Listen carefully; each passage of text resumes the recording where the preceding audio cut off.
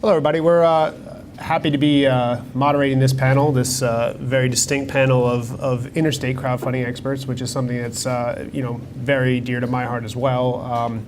I authored the Illinois bill that will go live in January, so I definitely know the power that interstate crowdfunding can have for small businesses, and as the secretary here had said, it may not seem like a lot of dollars in each offering, but it'll have a lot of power to a lot of different businesses, as well as provide a lot of new investment opportunities for investors. So very thrilled to be part of this panel. So let me just introduce everybody. We already had the secretary here. Amy Cortez, Local Vesting. She is a local investment expert as well as a PR expert. PR?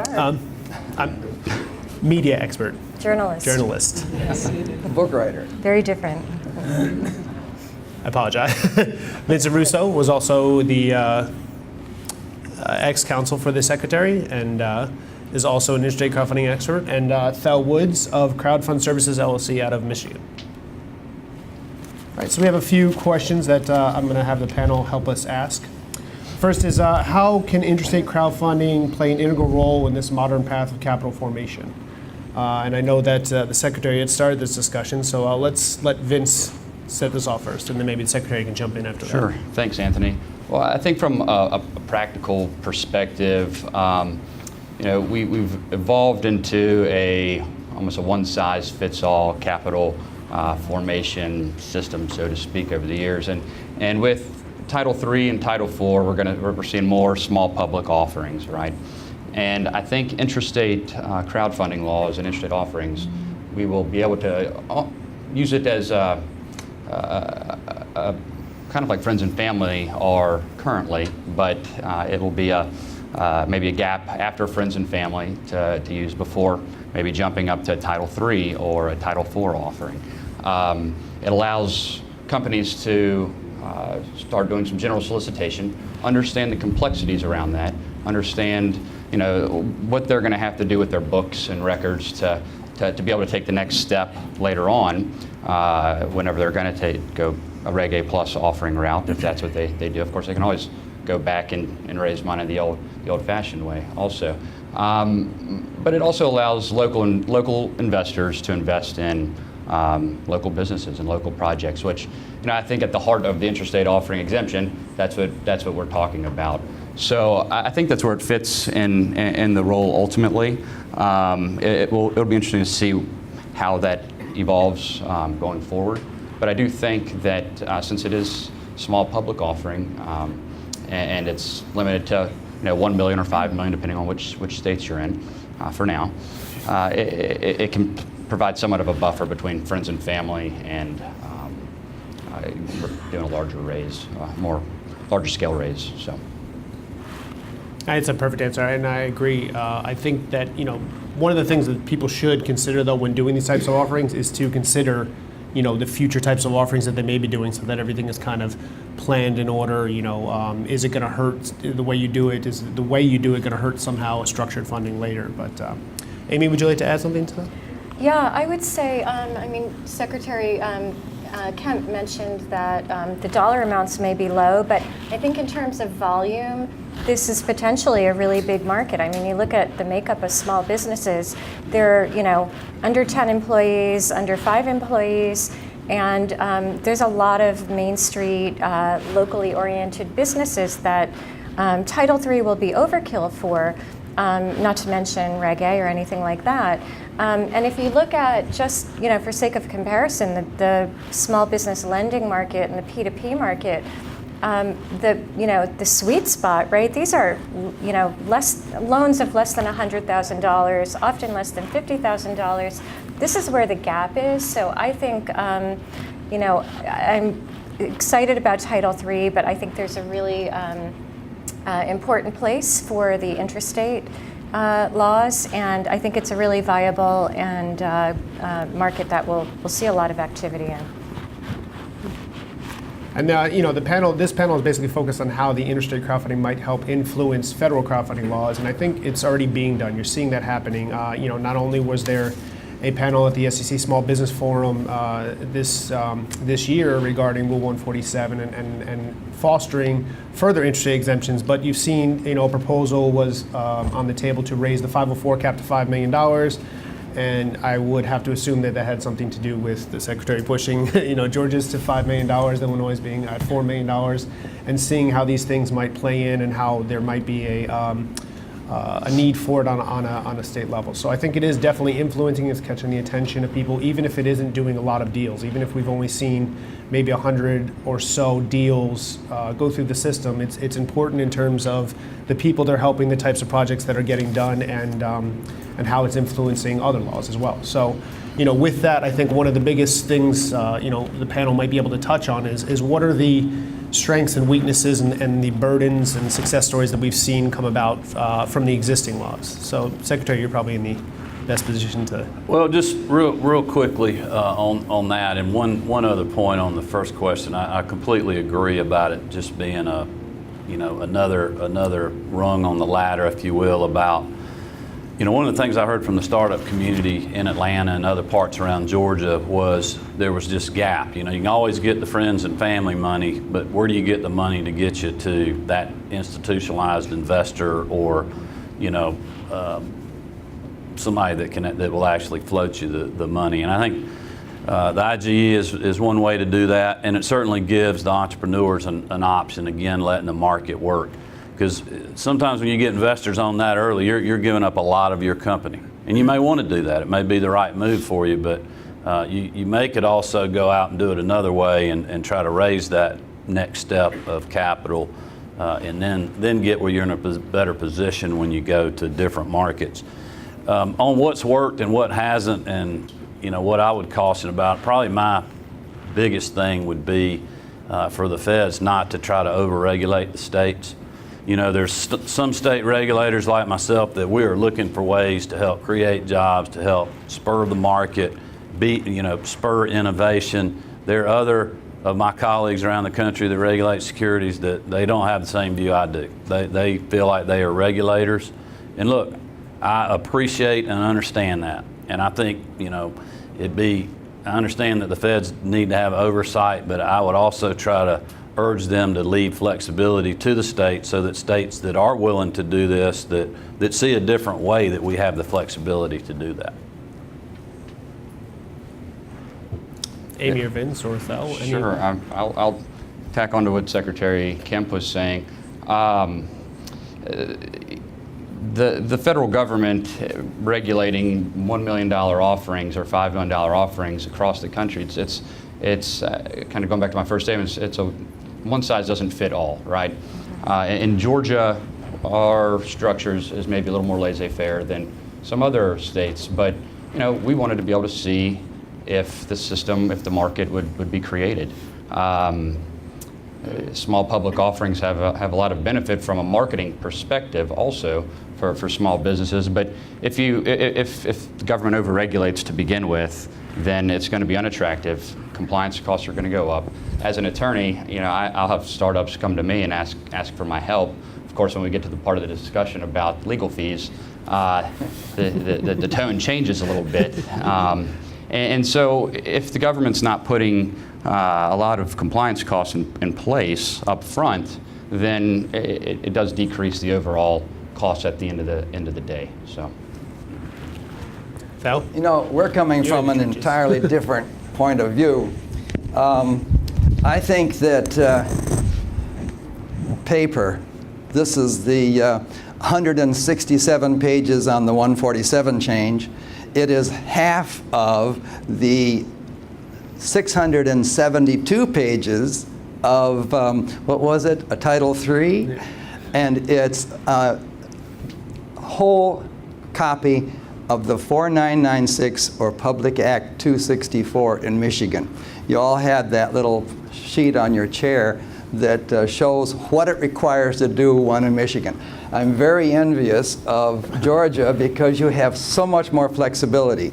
We still have to go back to the legislature. Now we've had 17 attempts, only about 2 or 3 that were successful. And the first one was a very interesting thing. It was a brew pub. Maybe you've all heard about it. But a brew pub raised $175,000 from 21 people in 30 days. And then the bank came along and loaned them the rest of the money. So it was, I see it as a whole community. The banks, the VCs eventually, the angels are going to work together and make this thing happen. But our first offering was a nonprofit. You know, we've got to be sure that we don't, for the person putting up a platform, if you serve the nonprofit as well as the for-profit. This was a nonprofit. This is the Pebble watch, by the way, what you're talking about it. It was a nonprofit because they were giving a real asset. So if you can do the whole thing, and that's why I brought this thing back out, if you can do a whole gamut of things for a community, we are community-centric. So we're coming from the idea that instead of our being affecting the federal rules have definitely affected the states. We've got, what is it, 30 now? How many more that are going to come along? There's about 30 active today and about 6 or 7 that are effective and were in the process of it, and about another 2 that are considering. Well, they have 672 pages of encouragement that we ought to do a intrastate offering. That's where we're coming from. We're very small, and we want to accommodate the small investor. Our first check was for $560. We had a small nonprofit wanting to make some books. And so we think that you should serve a community, and we are geographical in that we say only within 25 miles of Kalamazoo County or Grand Rapids or Lakeshore or Detroit, only within 25 miles of that can anybody put stuff up. So we are coming from a different point of view. We'll know who they are. Talk about fraud. We'll be able to face them because 25 miles isn't very far to come. And we can see who these people are that are putting stuff up on our platforms. And I'm very worried, and I get some reinforcement about some of the liability that the platforms are going to have. So Amy, that's what I wanted to say. I know you have some success stories. Yeah, that no, I think you make a very good point about bringing in the broader ecosystem. And I think for states, I mean, this is really about economic development, right? It's about creating homegrown companies and jobs and shifting their focus away from, trying to lure in the big box store or the big manufacturing plant, which ends up costing taxpayers a lot of money, and then they leave 3 years later anyway. So in terms of what's working, I think we need to see more of this, but that whole idea of bringing together all of the stakeholders in a community to really help make something like this work, and also to see it as a vetting mechanism. Also in Michigan, there's that great Community Places, Public Spaces program, and it's centered around a rewards-based platform that's locally based called Patronicity, but basically successful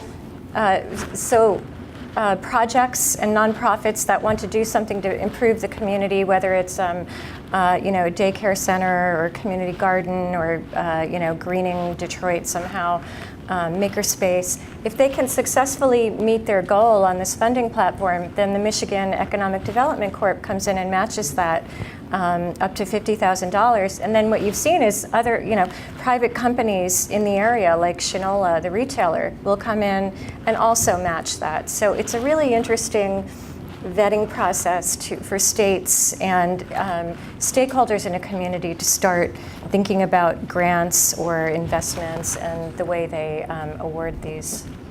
Well, what Amy reminds me of a good success story in Georgia involving our own Rodney Sampson, who's here today, with the Opportunity Hub. They did an intrastate offering, and it raised about $50,000, which they had a higher goal, but the publicity that surrounded that intrastate offering resulted in the Blank Foundation later on coming and putting a substantial amount of money into what they're doing at the Opportunity Hub, and it has also expanded education and amongst diverse groups of people in Atlanta. They have programs that help startups, individuals, young entrepreneurs learn how to start their company and get in a place that can later take on money. So that, I think, is a very important success story we've seen. I think the panel here has highlighted on some of the major strengths of the interstate type of crowdfunding laws. Community-based focused, the ability to help the smaller entrepreneur. Working with the Secretary of State, less complexity of statutes, et cetera. But what are some of the drawbacks? We've only seen about 100 offerings go through. Why do you think that is? What is going to take to move this to the next level? And I know that I know you're ready to chime in, but I know we're having trouble. I know Amy works a lot in this area, so I think I'd like to give her the first shot. Yeah, I think it's well, in addition to the hopefully when they fix Rule 147, that will help calm people's hesitations. But I think it comes down to education. These are brand new laws. People haven't heard about them. And it's not just educating the investors, but also the entrepreneurs and the whole ecosystem that serves them, the lawyers, the accountants. If they don't know about it, they're going to not, they're going to tell people to stay away from that. And there's a really good example in Oregon. They passed their law. It went into effect in January, but they did so much outreach and preparation beforehand that they had 9 companies go live with campaigns the first day that the law went into effect. Okay, so only 2 of them have met their minimums, and many of them are still fundraising, but they're doing a lot of outreach. They also have an accelerator program that companies that want to use the law can become part of. It's only $500. It's a 10-week program. They learn how to write a prospectus, to identify and reach out to their crowd, and to really, so it helps them become more successful. And then only if they're successful, they pay $2,000 for that program. So I think we're going to need to see more things like that in more states, but that's a very good model. Well, one of the things that we are having trouble with is escrow accounts. It seems like such a simple thing, but what happened is that they said the escrow monies that are coming into for a mile offering must go to a bank, and the bank is responsible for getting the money back if they don't reach their minimum. We've been going all over. We've got a couple banks that'll do it, and one that did it for the first offering. But it was kind of funny because they were saying not only does the bank have to be located, the branch, but your headquarters has to be here in Michigan. You have to be chartered within the state. Yeah, in Michigan. That's so crazy. But the first offering that was done was technically illegal in that respect because it was the Comerica Bank that was formed in Detroit and moved their offices to Austin, I believe, Austin, Texas, and consequently, lots of Comerica banks in Michigan. But if under those rules, they would not have been able to be the escrow agent. And also, going back to your comment about the what is it? Complicity. Now, come on, the name of the offering in Michigan. Patronicity. Patronicity. Mm-hmm. Complicity. Here we are. Patronicity. The MEDC has given actual monies and matching monies in many instances, so that if they could do something the community wanted and you could raise this much on a crowdfunding platform, you had this grant, which I thought was tremendous. So we're clear across the board, and that's nonprofit as well as for-profit. Is that you mentioned the escrow, is that an issue with Rule 144, or can It's the bank, it's the but is that 264. I mean, if that needs to be changed, that's under federal guidelines as opposed to the state. No, they're hardwired on Is most it? of the No. states. It's not. This is just for our state. Okay. And it says we've got a bill already to change that, so that it can be anybody that has an office in the state of Michigan. Doesn't have to be its headquarters. I think that'll broaden it out. But the banks don't like the liability either, because they seem that they're on a hook there, and consequently, I have 2 banks that'll do it, but it's not easy to get them. Yeah, I know. Escrow has been a problem across multiple states. I know that Jennifer went over here. That's why she moved up. I can see it already. She's dealing with it now. I mean, banks, a lot of the regulations themselves are hardwired to require state chartered local banks, which are often smaller banks and don't want to get involved with the potential liability of escrow, et cetera. They just don't understand it. It's not their line of business. So it's become a roadblock in trying to get that moving. And that's why I think, as the Secretary pointed out, one of the biggest necessities to keep this market moving is a Secretary of State that's active in this, that sees these problems, that can help work through them. I know some states, the Secretary of State are, they really don't want to have anything to do with it. It was pushed through, whereas, I sat in the Secretary of State with Illinois and I had to kind of fight them tooth and nail, but, naturally they're on board now and they want to move forward. The same as the Secretary here, where they're going to do what it takes to help move this forward. If there are little tweaks, little exceptions that need to be made to help move this forward, it's the Secretary and the people who are in the charge of the securities that are going to help that. And I think the other component, as Amy touched on, is education, because I know that, like most people in here, in this room, we live and die crowdfunding, but then you ask anybody on the street and they, don't know what it is. So it's a different level of education out there to get this moving and make them understand that this is out there, it can be used, it's an active thing. I mean, I tell people and their eyes light up, so all you have to do is get them to understand that it's there, and people will understand it. So I've got, just to follow up on the bank and the escrow. In Georgia, is it required that the bank is the escrow agent?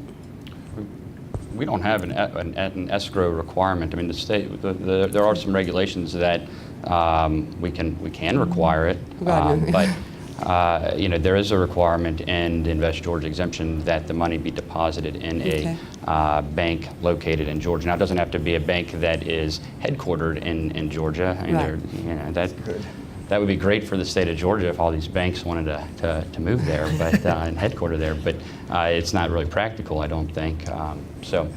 I think our thought was just to have a reputable financial institution that could hold the money. We didn't really care where they were chartered. Yeah, we didn't want the money going, out of the country or somewhere else. Right. Later on, if there was fraud, we'd be having difficulty trying to track it down. Right. So I'm from Mississippi. I've got the equity crowdfunding portal there. And what I've seen there and in many states is it requires the bank to be located, chartered in the state, and to be the escrow agent. I've been through most of the banks in Mississippi. I think you'll find it in all the other states when they're requiring the bank to be the escrow agent. The bank wants to step up and work because it's a community part, but they're not equipped to handle the risk, the processes, the integration. And it's stifling the growth of this because there are companies that can do that can handle it and work with the banks, but the regulations among most of the states are stifling that growth because the banks can't take on that risk at the right, and they don't have that integration. So. I think this highlights kind of the beauty of the intrastate offering exemption. Every state can set it up however they would like. Yeah. And while I'm glad the SEC finally put out the Title III regulations, we'll see how it works in practice. But with the states and the intrastate offering exemption, it allows each state to figure out what works in their state. They might eventually find out that this escrow requirement that you're talking about doesn't work, and hopefully they have the flexibility and the ability to move quickly to change that so that the system and the market can develop if it's going to. And also, if you go on and look at the banks and these, in the Michigan law, the banks and the intermediary have to keep records of where the money went, but the intermediary can't touch the money. So it has to go directly from the investor. You can't even use credit cards or debit cards. We're trying to get it worked out so we could use debit cards because technically that's like a check. But right now, it has to go right directly to the bank. And I was going to get a relatively small deal put together, and the bank wanted $2,500 up front in order to set up their accounting. And fortunately, we got another little bank, a nice local bank, that will do it, but they say, you have to give us the records of who has the money. We'll keep it, but you have to tell us. you, the intermediary, have to tell us who's got what money and where. And they'll open up the escrow. So it's going to work, but it's difficult. One thing I was just thinking too, and I've never thought about this until right now, but for states that are having an issue with that, if you're having trouble with banks, what about getting the law firms to hold the money? They're used to dealing with escrow accounts. Most of these people are going to need a lawyer anyway. That ties in. That may be an option for other states. Yeah, we've allowed, in Illinois, we allow title companies, which are in a similar position where they understand, people that understand the escrow business, I think, are more apt to do it at a much fair price. I think we've quoted out from the, a couple of the title insurance agencies in Illinois that want to do it there around $500 as opposed to $2,500, which makes it a more viable, and they understand the liability and they've gone through that process. But then you get into the law firms, there's a whole integration factor and a technology factor. Oh, sure, yeah. Yeah, so it's a specific, there's the integration, there's the technology, what he was referring to. Yeah. It adds so much risk, so much cost to the whole state to do that. And, we need to be able to utilize what's already developed. So, yeah, the banks, I think the banks would be fine, but then there's all these other regulations. The person that wrote the law, I'm sorry. I know we have one more question. I wanted to move this back to because I know that the escrow is more of a state level speed bump, but I want to show that, I want to move to more of the federal and what it's going with the state. So I just wanted to. I was one of the advocates for when they were doing the comments on Reg A, asking them to allow to use Reg A for funds. And they refused to do that. Can you use the IGA for doing a fund, like say a $5 million raise for an incubator, so they've got the ability to have the funds to support their incubator folks? I wasn't following. I'm sorry, I didn't follow your Okay, question. instead of a individual manufacturing company or whatever I might be and seeking my own fundraise, to raise a fund. No, we don't allow that in Georgia.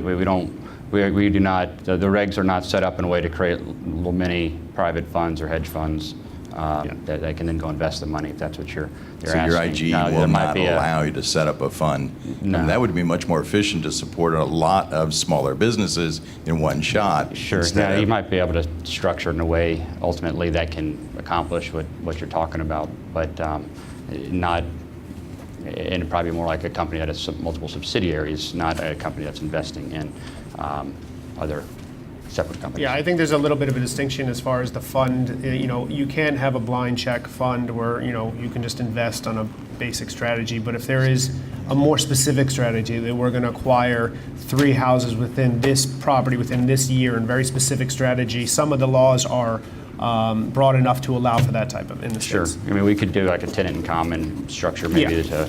So it depends on the state law. Some are just silent on it completely. Some are restricted strictly to blind funds, et cetera. So, and just getting back to the federal level versus the state, I think the federal level, can take advantage of the fact that all of these states are trying to do these different matters and see how well they are working, not working, and things like that. And I think I just wanted to touch on the proposed changes to Rule 147 that were discussed at the Small Business Forum recently, that are intended to expand the use of intrastate crowdfunding and to basically alleviate a lot of the issues, speed bumps, and uncertainties that have always plagued interstate offerings and have made people scared of these types of things. And one in particular is the ability to generally solicit versus targeting your marketing campaigns for these types of things. So I know that some of the people on the panel want to touch on this. Sure. I think there's some pros and some cons to the proposed amendments to 147. I think probably the biggest downside is removing it as a safe harbor and making it a separate exemption. I think that with a safe harbor, there's a strict compliance is not necessary. You have to comply to it. You're going to hit a gray area at some point if you're not strictly complying. But if you make it an exemption, strict compliance will be required, and I think it takes away the state's ability to work around what 147 offers as a safe harbor. I think the offering limit of $5 million is short-sighted, and I don't believe in taking away powers from states to be able to set whatever they would like. I mean, if you want to have no limit, then that's great. If they want 1 million, then the state should be able to decide. I think there are some benefits, though.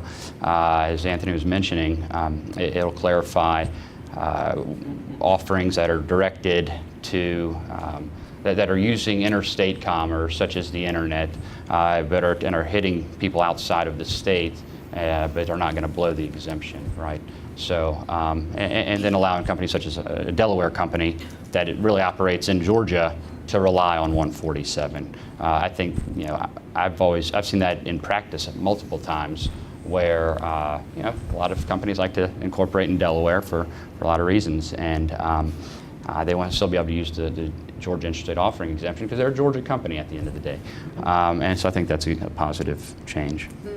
Yeah, and I think that echoes the comments that were in the small business forum. The recommendations that we made were exactly that, to keep it as a safe harbor and to alleviate the $5 million cap, that there be no cap on anything with 147, and that be kind of let the states do what they need to do. Amy or Thel, Secretary? We're in Michigan. It's you can raise $1 million if you don't have audited financials, and you can raise $2 million if you do have audited financials. And a lot of companies like ours were very reluctant to try to figure out how we could do an intrastate offering until we found what is an offering. And Sarah keeps telling me what the law says, and it's a bother to know what the law is sometimes. But but she's a tremendous source of information. But it's very difficult to know that you're not making an offering outside the state, and so this is going to be a real change, so that we can, with confidence, say, look, we're not going to sell it to anybody outside the state of Michigan, but somebody in Indiana just might look at our website. And it's $10,000, by the way. That's the maximum you can raise from any one person. Amy, I think you'll be the last comment, so go for it. Oh, well, just on that, I was going to say it's not even just the internet. It's radio, newspaper, especially if you're in a tri-state area. So there's also a lot of discussion about how to facilitate regional intrastate is sort of an oxymoron, but like these small community offerings among states and regions like New England, or, you know, I live in New York, we're the tri-state area, so places like that. And, you know, and there, just on that point about 147, I mean, newspapers cross borders, it's not even the internet, so. 504, I think, the amendment to 504 will be a lot, I think it'll have a bigger impact at the end of the day than the changes to 147, frankly. Well, thank you to everybody on the panel.